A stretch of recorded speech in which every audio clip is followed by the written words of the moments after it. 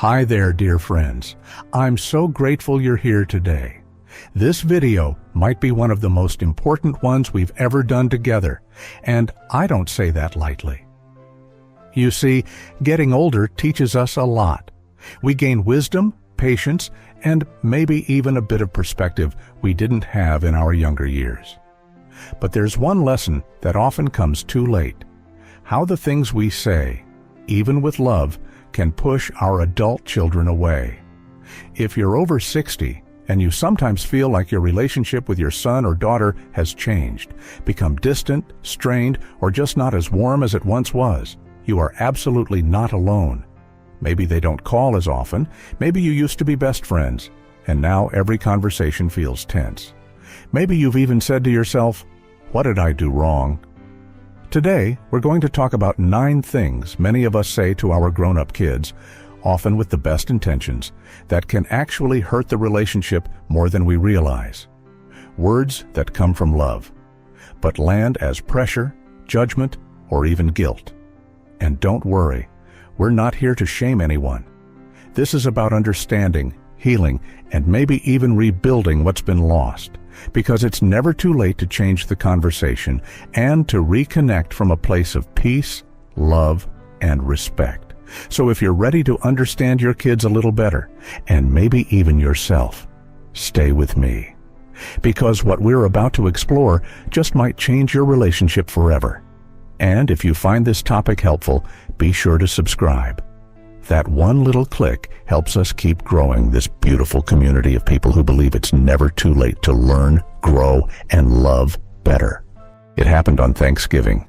I told my daughter something that I thought was completely harmless, just a passing comment, but the look on her face changed immediately. She stood up from the table, said she had to leave, and we didn't speak for 6 whole months. I didn't yell. I didn't insult her. I didn't say anything cruel, at least I didn't think I did. Later, I found out what those few words meant to her, and that's when it hit me. Sometimes the most painful wounds come from the words we say without thinking, the ones we believe are helpful, honest, or just how we were raised. But to our grown children, they can feel like judgment, guilt, or rejection. And the worst part, most of us don't even know we're doing it. That's why I made this video, because I don't want you to wake up one day, like I did, and realize that a single sentence broke something it took you decades to build. So stay with me, because in just a moment, I'll share exactly what I said that drove my daughter away, and how I finally made it right. And along the way, I'll walk you through 9 things many of us say to our adult kids that might be pushing them further and further away. Some of these might surprise you. Others, you might have said this week without thinking twice. But once you understand the real emotional impact behind each one, you'll never hear these phrases the same way again. I raised them. I changed their diapers. I gave them everything I had. Of course, I have the right to speak my mind. Sound familiar? For many of us, that's the belief we've carried for decades. And it makes sense. We poured our hearts into raising our kids. We sacrificed. We protected. We taught them everything they know. So when we see them struggling, making mistakes, or doing something we don't agree with, our instinct is to help, to fix it, to give advice, to step in like we always did. I'm just trying to help. But here's the hard truth no one tells us. Once your child becomes an adult, your words don't land the same way anymore. What feels like love to you can feel like control to them. What you see as guidance can feel like criticism. What you mean as concern might sound like disappointment. Because once your kids grow up, the rules of the relationship change, whether we like it or not. They don't just want love, they want respect. They don't just want advice, they want to be heard, and they don't just want a parent. They want a safe space to be fully themselves, even if you don't agree with everything they do. I know it's not easy.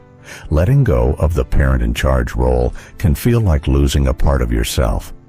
But trust me, there's something even better waiting on the other side, a real adult-to-adult connection with your son or daughter. One built not on control, but on mutual respect, understanding, and care. And it starts by being more aware of the words we use. So now, let's look at the first thing many of us say, often without meaning any harm, that can quietly chip away at the relationship. Let's start with one of the most common phrases many of us say without thinking. You never call me anymore. We say it because we miss them, because the silence feels heavy, because part of us is still that parent who was always needed, always called upon, and now the phone sits quietly and we feel forgotten. But here's the truth. That sentence doesn't land as love. It lands as guilt, as pressure, as a reminder that no matter what they're juggling, careers, kids, stress, it's still not enough for us. That phrase doesn't invite connection, it pushes it further away. So, what can you say instead? Try this. I always love hearing your voice. Let me know when you've got a minute. I'd really enjoy catching up. It's gentle, respectful, and most importantly, it leaves the door open without making them feel like they've failed you. The second phrase might sound like casual conversation, but it cuts deeper than we think. When I was your age, I already had a house and 2 kids. You may mean it as a reflection, a comparison, even pride in how you did things. But your adult child hears something else entirely. They hear, you're behind, you're failing, you're not enough. And in today's world, with its pressures, debts, and instability, that comparison can feel not just unfair, but crushing. Instead, try saying, I know times are different now. I admire how you're building your life, even if the path looks different than mine. That simple shift changes everything. It removes the judgment and replaces it with encouragement, something every adult child craves, no matter how old they are. Now let's talk about a phrase that often comes from a place of experience, but lands like a slap. You should discipline your kids more. Or its cousin, back in my day, children never acted like that. If you've ever said this, even with the best intentions, take a moment and think about what it communicates. What your child hears is this. You're doing it wrong. I would do it better. You're not a good parent. Few things strike the heart harder than feeling judged for how you raise your own children, especially by your own parents. So, what can you say instead? I can see how much effort you're putting in. Parenting looks really tough these days. Is there any way I can support you? That sentence doesn't just soften the moment. It invites closeness. It says, I see you. I respect your effort. I'm on your team.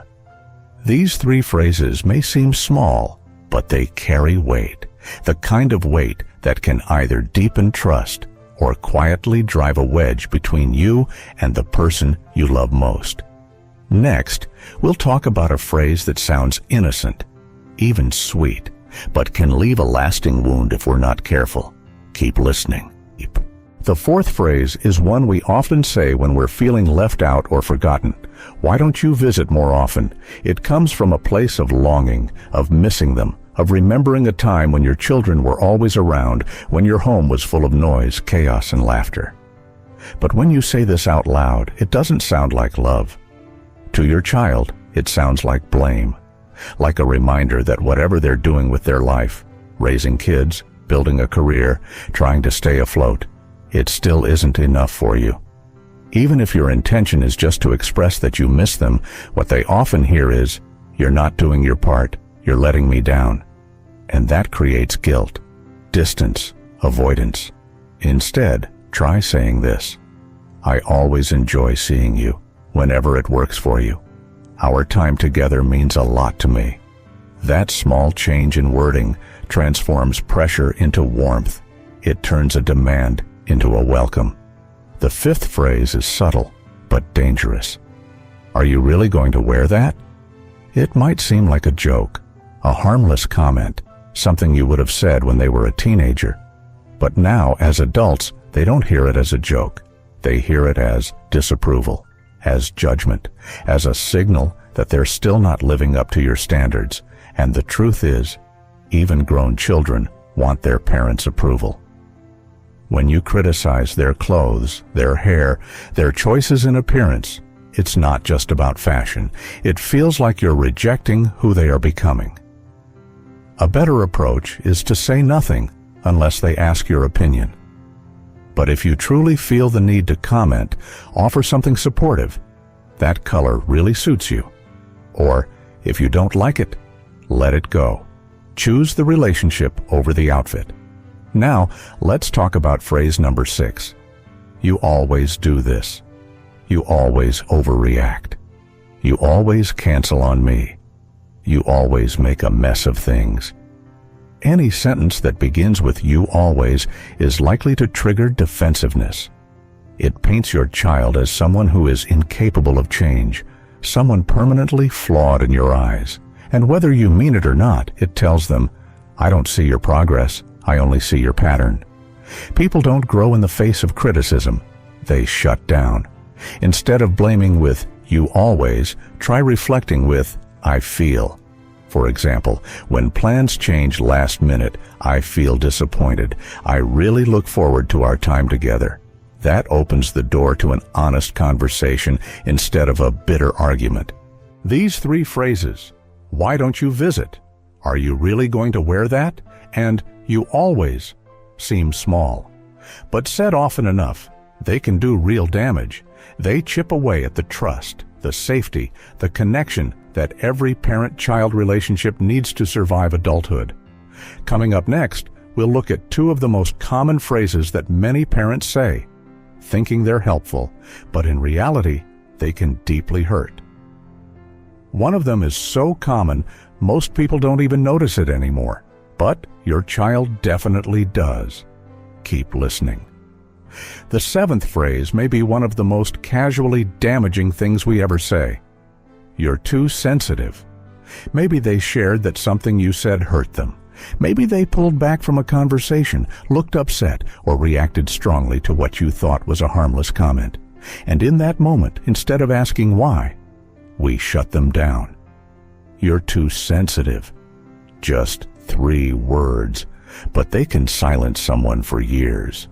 When you say this to your adult child, what they hear is, "Your feelings don't matter. You're wrong to feel the way you do. I don't want to hear it." And whether you mean it or not, it tells them, "You can't be honest with me." But here's what's often true. They weren't being too sensitive. They were being honest, vulnerable, real. And we dismissed it because we were uncomfortable. A better response? Try this. "I didn't realize that hurt you. I appreciate you telling me. I'll be more mindful." It's not weakness. It's strength. The kind of strength that makes relationships safer and stronger. Now, the 8th phrase sounds like concern, but beneath it often lives control. "You work too much. Your kids will grow up without you." We say this because we worry. We want our children to be present for their kids. We think we're offering wisdom. But what they hear is, "You're failing as a parent. You're damaging your children."